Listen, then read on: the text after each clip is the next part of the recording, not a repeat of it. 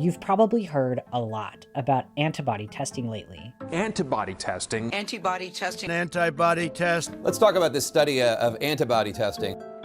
Antibody tests are meant to recognize a past infection, and people are lining up to get tested to see if they've had the coronavirus.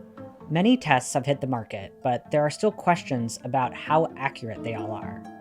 Even with a very good test, it's possible to test positive for antibodies even when you don't actually have them. Those tests perform better when there's a high prevalence or high incidence of disease.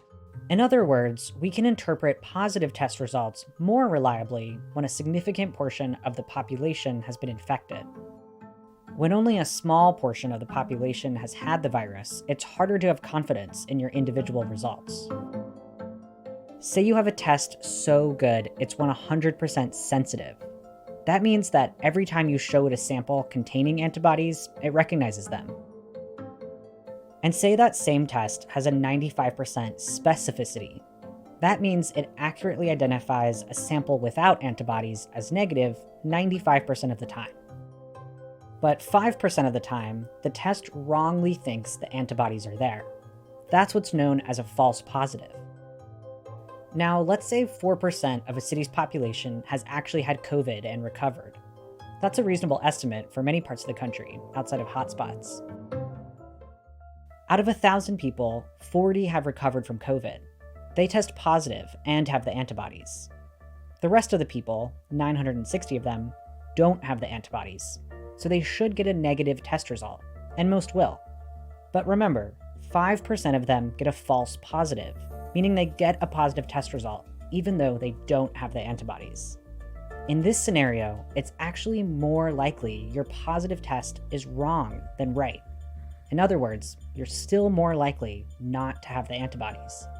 But all 88 people think they have the antibodies. If they all go back to normal life, more than half will still be at risk of catching and spreading the coronavirus.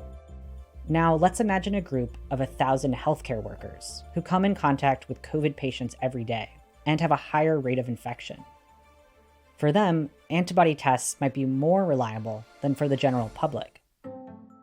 Let's say 30% of those workers really did have COVID in the past. In this group, 300 people get true positive results.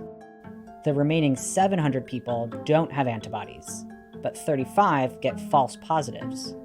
It's pretty likely in this scenario that a healthcare worker who tests positive for antibodies really has them. So the rate of infection in the population you're testing is really important. But even if you get a true positive test result, scientists aren't sure yet if that means you won't get the virus again. We are assuming that if you're infected and you have antibody, you're protected. And I think that's a reasonable assumption based on our experience with other viruses. The World Health Organization isn't so sure. Right now, we have no evidence that the use of a serologic test can show that an individual is immune or is protected from reinfection. So even if you get a positive antibody test, it doesn't mean you should stop social distancing.